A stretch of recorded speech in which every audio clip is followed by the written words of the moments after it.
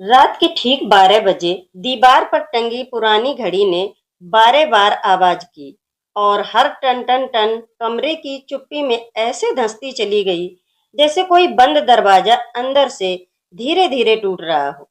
सावित्री देवी ने अनायास अपनी शॉल को सीने से थोड़ा और कस लिया।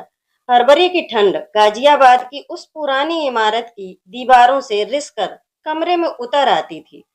छत के कोने में सीलन थी और वहां से गिरती पानी की बूंदें बाल्टी में टप टप टप गिर रही थीं। कमरे में सिर्फ एक पीली बल्ब की रोशनी थी जो हल्की कांपती रही थी, जैसे उसकी भी उम्र हो चली हो। यह उनका 70वां जन्मदिन था। पर कमरे में कोई केक नहीं, कोई आवाज नहीं, कोई माँ कहकर गले लगाने वाला नहीं था।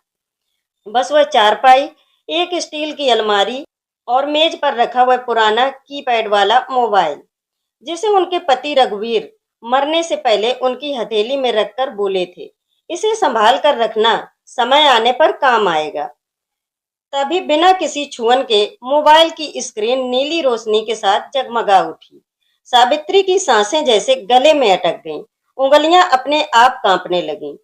फोन अपने आप ऑन हुआ और स्पीकर से एक जानी पहचानी गहरी शांत आवाज निकली, जन्मदिन मुबारक हो सावित्री। उनका दिल इतनी जोर से धड़का कि लगा सीने से बाहर आ जाएगा। यह रघुवीर की आवाज थी, वही ठहराव, वही नरमी, वही आदमी जिसकी अस्थियां उन्होंने 3 महीने पहले हरिद्वार में गंगा में बहाई थी। उनकी आंखों के सामने सब घूम गया। नोएडा के सेक्टर 62 की वह ऊंची कांच की बिल्डिंग, रघुवीर का कॉर्नर ऑफिस, टेबल पर खुली फाइलें, आधी ठंडी अदरक वाली चाय और फिर वह फोन। मैडम, सर कुर्सी से नहीं उठ रहे। अस्पताल का सफेद कमरा, डॉक्टर का सपाट चेहरा, हार्ट अटैक। हम कोशिश कर चुके लेकिन उन्हें बचा नहीं सके। उसके बाद घर, रोने की आवाजें कम और फोन कॉल ज्यादा। बड़ा बेटा विक्रम हर समय वकीलों से बात करता, बेटी कृतिका प्रॉपर्टी के कागज देखती, छोटा बेटा रोहन चुप रहते हुए भी तिजोरी पर नजर रखे हुए था। सावित्री को पहली बार महसूस हुआ था कि 40 साल का घर उनका नहीं, वे उस घर में सिर्फ एक भूमिका थी जो अब खत्म मानी जा रही थी। वसीयत पढ़ी जा रही थी तो कमरे में मौजूद हर चेहरा उम्मीद से चमक रहा था। कंपनी के शेयर, दिल्ली का बंगला, फार्म हाउस, कारें, सब बट गया। जब उनकी बारी आई तो वकील ने कहा, पत्नी सावित्री मल्होत्रा को निजी ऑफिस लॉकर से उनका पर्सनल मोबाइल फोन। एक हल्की हंसी कमरे में फैल गई। फिर आखिरी पंक्ति, उन्हें बंगले में 30 दिन रहने की अनुमति, बस। 40 साल की पत्नी, 3 बच्चों की माँ, उस घर की धड़कन अब 30 दिन की मेहमान थी। बेटे और बेटी तीनों मजाक उड़ा रहे थे। माँ, लगता है पापा ने आपके साथ भद्दा मजाक किया है। 30 दिन बाद उनके सामान के 8 डिब्बे गेट के बाहर रख दिए गए। उस दिन आसमान साफ था, पर उन्हें लगा जैसे बारिश हो रही हो और कोई उन्हें बिना छत के सड़क पर छोड़ गया हो। उसी दिन से यह छोटा किराए का कमरा उनका घर था और वही फोन उनकी एकमात्र विरासत। आज उसी फोन की स्क्रीन पर एक कैलेंडर खुला। एक तारीख हरे रंग में चमक रही थी। नीचे लिखा हुआ आया, अब तुम तैयार हो। फिर फोल्डर खुला, तुम्हारा। सावित्री की उंगलियां स्क्रीन पर सरकती गईं और हर दस्तावेज उनके नाम था। छोटी छोटी दुकानें, किराए की बिल्डिंग, 2 प्लॉट, अलग कंपनी में निवेश, सब कुछ रघुवीर ने सालों में चुपचाप बनाया था। बच्चों के लालच से अलग। शायद वो जानते थे अपने बच्चों के लालची और स्वार्थी स्वभाव को। इसलिए पत्नी के स्वाभिमान की सुरक्षा के लिए उन्होंने किसी को बिना बताए ये सब किया था। अगली सुबह दरवाजा जोर से बजा। विक्रम था, हाथ में कागज। माँ, बस साइन कर दीजिए, पावर ऑफ अटॉर्नी है।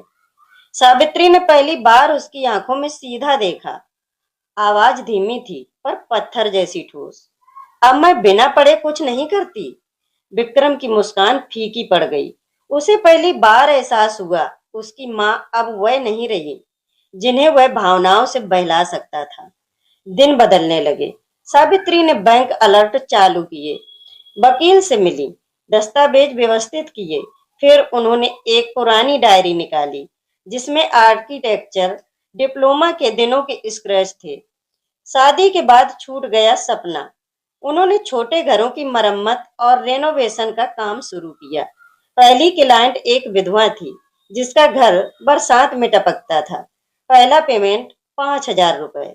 मोबाइल पर मैसेज टोन बजी तो उन्हें लगा जैसे मंदिर की घंटी बजी हो। इधर सावित्री देवी का बिजनेस चल पड़ा, उधर बच्चों की कंपनी लोन में डूबती गई। एक दिन तीनों उनके दरवाजे पर खड़े थे। चेहरों पर घमंड नहीं, थकान थी। माँ, मदद चाहिए। सावित्री ने दरवाजा पूरा खोला पर दिल आधा ही खोला।